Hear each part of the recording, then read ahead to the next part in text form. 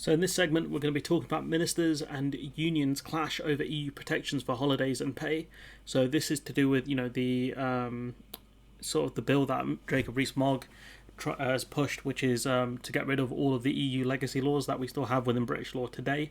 So 20 days of the statutory paid leave, 8 days paid bank holiday a year, and a tapestry of family-friendly rights would disappear if simply caught by the sunset clause in proposed legislation to switch off almost 4,000 EU laws. Unison head of legal services tells REUL committee. So what's happened here is that Mogg has put essentially a sunset clause on all the EU regulations that we have within the UK, and what that means at the end of 2023 they'll all be gone unless the government either keeps them or amends them. If the government doesn't make a decision on it, they're gone. The minimum for paid holiday within the EU is 20 days, which I'm assuming is for people who work full time. Now, again, the EU set the minimum standards. The UK could have paid more vacation time. I wish. We have 28 days to cover the 8 bank holidays, so altogether you get 28 days paid vacation time. It looks like these vacations are a part of the UK law via EU legacy laws in the UK, however you want to phrase it. That's important as Mogg has put this potentially on the chopping block. The committee was taking evidence from lawyers, unions, environmentalists, and devolved government representatives. As it emerged, the National Archives have found another 1,400 laws in addition to the 2,400 the government had already identified as falling within the bill's scope, and that's more work for civil servants and ministers to get through, and they have around a year to do it, which is not enough time. David told MPs that she was concerned that laws protecting employees could disappear overnight as a consequence of the sunset clause, including parity of pay for workers and paternity leave. Given the lack of information we have, it's unclear what will survive and what will face the chop, she said. She's one of the trade unionists.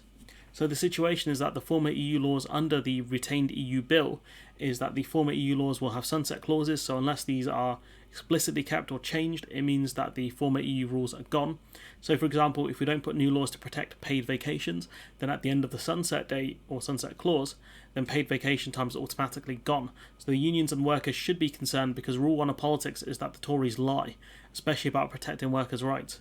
Her claims about the government would guillotine, or guillotine, however you want to pronounce it, guillotine, I think that's how the Americans say it, whole swathes of workers' rights enraged the business minister Nusrat Ghani, who accused her of fear-mongering, saying, "I'm anxious about this constant speculation and the fear that it's creating," Ghani said, before listing a string of rights the UK has led on globally, including paternity leave, fines for aggravated breaches of worker rights, and paid bereavement leaves. And, in my opinion, if she wants to end the speculation, she needs to write and push a bill which says we will keep the same amount of paid vacation time we have now after the sunset clause ends. So explicitly saying what's going to happen. That's pretty much all they have to do. That's the easiest way to end the speculation. Why doesn't she do that? David Jones, Conservative, now getting very annoyed at union reps claiming that holiday rights would disappear under sunset, saying there is no way the government would scrap these rights that you're talking about. In other words, government would ensure they are safe from sunset clauses. And, just to go off on this, the government promised all sorts of things, and now we've got raw sewage in the waterways, amongst other things. The government promised Brexit would be great. The government, well, not the government, but at least some members of the government now said, we give the EU £350 million a week, which is a lie. Let's fund the NHS. Where's that money at? Sunak, a Brexiteer. Surely that's where it would go instead of going to the divorce bill. But that's how they got their Brexit done.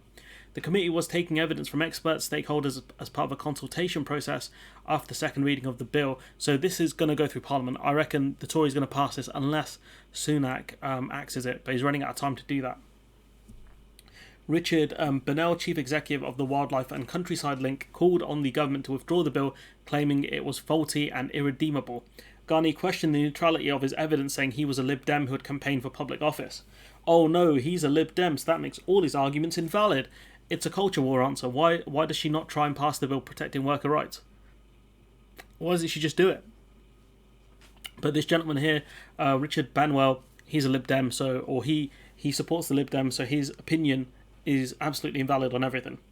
Earlier, the committee heard from a string of eminent lawyers, some of whom supported the bill, including Martin Howell, KC, and Tom Sharp, KC, who said they had faith the government would do the right thing. And when have this lot done the right thing? Did you not see what happened with COVID? Honestly, Retired Judge Sir Richard Akins, a former Lord Justice of Appeal, said the law was an invitation to appeal and an invitation to litigate by those seeking to protect workers' rights. I think a lot of the bosses and Tory donors will try and get workers' rights to be watered down. They might leave paid vacation but deregulate in other areas to avoid being too obvious as to what the Tories have taken from us.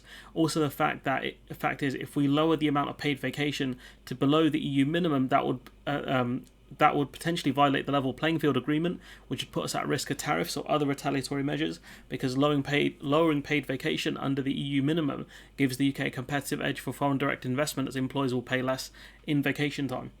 Earlier on Tuesday, the Scottish Government lodged a legislative consent memorandum recommending that Holyrood Parliament withhold its consent for the bill. The Welsh Government did the same last week when the Counsel General for Wales, Mick, described it as constitutionally unacceptable, the clause allowing UK ministers to act in devolved policy areas without the consent of the devolved administration. So it's clear that the other nations are not happy about this. They don't get a say, which must be annoying when Brexit was all about taking back control, but clearly not for them, just for the Tories to deregulate as they please. And this is pretty haunting stuff here, because these rights will just disappear. That's it. Anything that was an EU legacy law, if they're not explicitly kept or amended by the government, will go. And the government simply do not have the workforce to go through all of these different EU legislations, former EU legislations, however you want to phrase it, especially with a civil servant strike on the horizon, and the fact that they recently found an additional 1,400 laws. So the workload is far more than they anticipated. So unless they give an extension to this bill, this is going to end really badly. And there'll be a lot of uncertainty for a lot of companies who export to the EU, and they won't know what they're doing next year or in 2 years' time. They don't know what rules they're going to have to abide by. Do we go back to 1970s rules? And for these MPs to say, "Oh, you're fear-mongering," is like, we've seen your record, guys. We've seen it. You promised to to send down wrath upon P&O ferries for all the mass sackings they did. You did nothing. You also made it so agency workers can easily replace striking workers. You guys don't care about worker rights. We know that. If holiday pay was gone, it means there's more people being productive, more people staying in the workforce instead of being in Marbella, wherever English people go, Costa del Sol, etc. For the Tories to argue, how dare you fearmonger about us deregulating workers' rights? That's what you guys are paid to do by your donors. That's what it is, to protect the owner class. That's what the Tories that are there to do, and they do it well. Not many parties can do it better than them, but it's just ridiculous. This is it. If the government don't explicitly say they're going to keep the amount of paid vacation as is now, it's going to be lower. It might not be lower than 20 days, but it might be lower than what it is now, which is sad, because paid vacation time is important for a lot of different reasons. I'm sure the Americans would love a bit of paid vacation time, but they don't get it, like us, which is sad. But anyways, I'm going to leave it there. Let me know what you think in the comments below. Like, comment, share, subscribe, support the channel on Patreon if you can, and hopefully I'll see you in the next one.